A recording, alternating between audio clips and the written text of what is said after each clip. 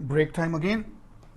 I keep on telling you guys that you see, if you are taking only one course with me, this mental break part is sort of easier. But if you have taken an earlier course and now you are taking a second course or a third course with me, then it becomes very, very difficult that you see how many decent and nice jokes and so on should I dig up so that they are not repeated. So I was trying to look at things which are more related to the current times. So this very small one, but it was really nice, related exactly to nowadays, right? The COVID-19, the pandemic all over the world, and so on. So what is the difference between lockup and lockdown? What is the difference between lockup and lockdown? In lockup, police can do bad things to you when you are inside. And in lockdown, police can do bad things to you when you are outside. Right? So just think on it. Brilliant definition of lockup and lockdown. So we were talking of the hot chamber process, die casting. So let us take a look at a schematic diagram. Again, a very well drawn, detailed schematic. Okay. So if you see this whole setup here, right, this is the pot, like a crucible. This is what is called the chamber. This is the plunger or the piston. This portion from which it goes from here into the mold is called a gooseneck here. It could be called the runner or the gateway or whatever. At the end there is a nozzle so that it can go with high pressure inside. And this is the two-piece die, right? This is the fixed portion of the die. This is the movable portion of the die. So this whole movable portion can move and down. And then there is an ejector pin that once it is closed and it solidifies, then this set of ejector pins will be pushed, right? This will be moved back. This will be pushed so the casting will come out. So this is the whole process. With die closed and the plunger withdrawn, the molten metal flows into the chamber under, of course, high pressure. Right? Then in the next setup, right, the plunger forces the metal in the chamber to flow into the die, maintaining the pressure during cooling and solidification.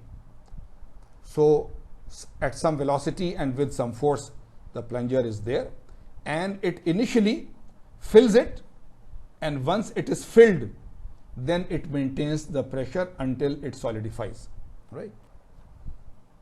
In the third step now, the plunger is withdrawn, so the pressure is gone, the die is opened and the casting is ejected, right? So from here you reduce the pressure, so you remove the plunger.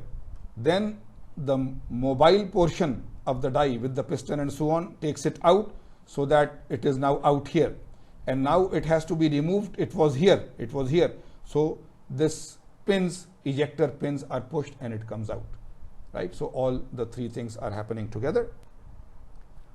This is another diagram. I keep on telling you that you see, I usually try to prepare the lectures from more than one sources if I feel that having diagrams from different places will increase it in a better way, or sometimes from even the same place, even the same book gives you more. So this is now the whole thing again, right? A schematic illustration of the hot chamber die casting process. Metal is melted in a container attached to the machine. I have underlined this. So this is the hot chamber, that the hot part is attached to the machine, and a piston is used to inject the liquid metal under high pressure. The rest is the same, that this is the furnace part. Here we are calling it the furnace part. The pot, the molten metal, the plunger, the gooseneck, the plunger rod, the hydraulic piston cylinder system, then the die area, right? The die area, the fixed portion, the movable portion of the die, right? The die cavity, and the die covers and the ejector pins and so on, right? So it is the same thing, and it is in a nice color, and you see the bricks and refractory parts of the furnace and so forth. So it is called a hot chamber process because in this whole machine, in this whole equipment, the furnace or the melting region is part of the machine. It is very, very close to the die and the other things. So therefore we call it hot. Later on we will see that if we move this away, then we call it cold, right? So the metal temperature, all those are still the same, but when it is very close to the rest of the things, then all of these things are affected by the heat. So this is it. So the container is attached to the machine. The molten metal container is attached to the machine. So this is the hot chamber die casting process. Let us go to the cold chamber one. As I just told you, you already know what it means. Molten metal is poured into unheated chamber from external melting container. So this is it, that only the furnace or the melting container is now away. The rest is the same. And a piston injects the metal under high pressure into the die cavity.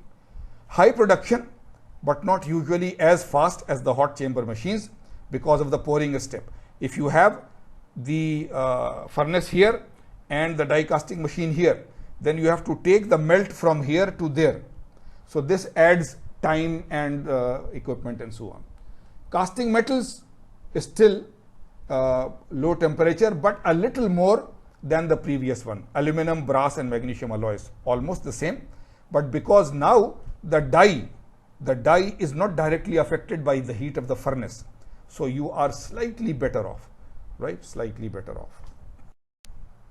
So here the cold chamber die casting system, right?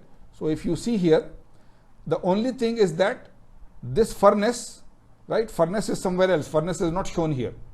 Furnace is not shown here. Furnace is somewhere else. And from a ladle system, right? Through an overhead crane or however, the ladle is coming.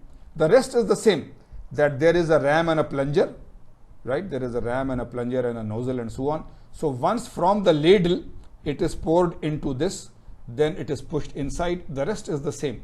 The fixed die half, the movable die half, the ejector pins, the die cavity, they are all similar. But only that the furnace is not now part of the system. The furnace is somewhere else.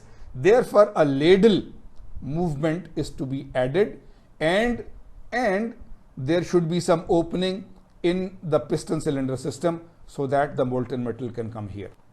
The rest will be the same, right? The rest will be the same. Once it is poured, then it is closed. It is completely closed. The pressure is maintained until it will be done. So the ram forces the metal to flow into the die, maintaining pressure during cooling and solidification.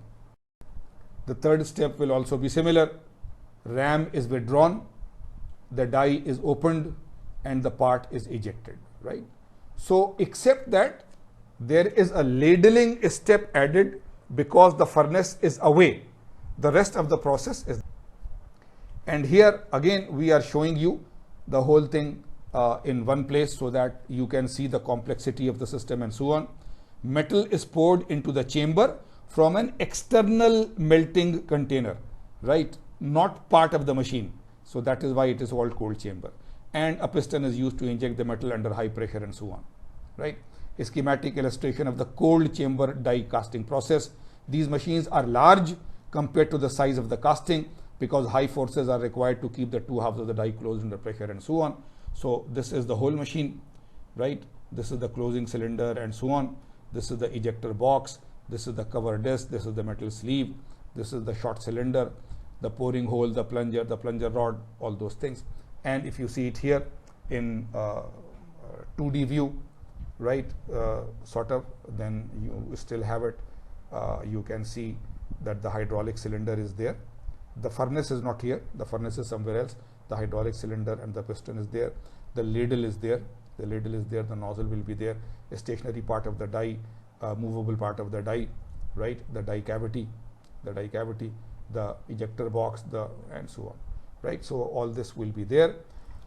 So the process will be the same as hot chamber die, except that you will have to bring the molten metal from the furnace, which is some distance away from this machine, and put it through a ladling system into the piston cylinder system.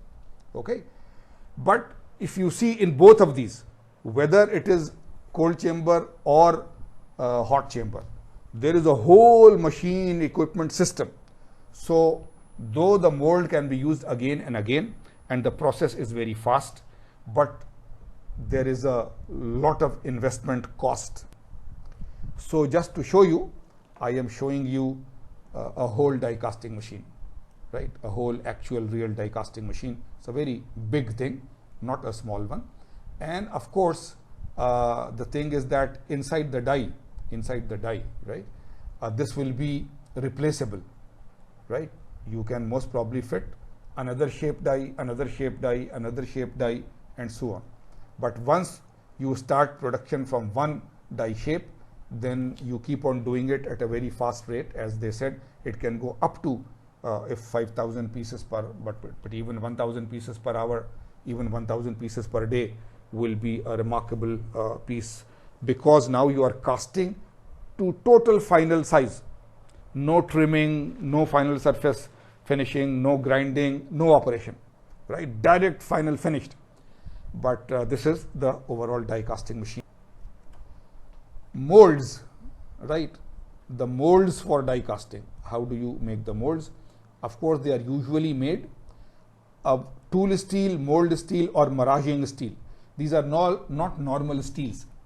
They are special steels. They are called tool steels because if you remember, the workshop and so on, the lathe machine, the milling machine, and so on. So the cutting tool, not the machine, the cutting tool is made of a very high strength, high hardness steel, because that tool is used to cut the other steels, remember. So this type of steel is called tool steel. Some people call it die steel also here, but the tool steel is a general name. It is also called mold or die steel and maraging steel. So these are very high cost, very special, high property steel alloys. Tungsten and molybdenum, which have got good refractory qualities, very high temperature compared to normal steels, are used to die cast steel and cast iron. You see, if you are doing aluminum alloys, magnesium alloys, which are low temperature alloys, then tool steels will be good enough for the mold. But if you want to do some basic steels and cast iron through die casting, then the mold is made of tungsten and molybdenum. These are also, and they are not pure tungsten, pure molybdenum. They are generally tungsten, molybdenum steel alloys, right? Because they have very high temperature resistance compared to normal steel. The ejector pins required to remove the part from the die when it opens are there. They are also made of special metals. Lubricants must be sprayed onto the cavity surface to prevent the sticking, because the metal will be in direct contact with the mold here, right? Mold direct. It is not a cavity in a sand. So that spray that we showed you in the beginning, that spray must be there, lubricant, so that the casting after it has been cast can be easily removed and it does not stick to the die. Here we are showing properties of die casting alloys. Properties, right? So aluminum alloys, other aluminum, brass, magnesium, zinc, and so on. What are the ultimate tensile strengths in megapascals? What are the yield strengths? What is the ductility, elongation in percentage, right? Percentage elongation. So this is a good one-page slide that if I am using die casting of these aluminums or brasses or zinc alloys, then what will be the properties after die casting and generally where they can be used, right? For example, aluminum 380, automotive components, electrical motor frames, and so on. For example, zinc 5, appliances, automotive parts, building hardware, and so on, right? So these type of charts or one-page diagrams or tables, I tell you, are very, very important to save if you end up as an engineer who is actually making die cast things and so on, right? So after die casting, what are the properties and where are these things used generally?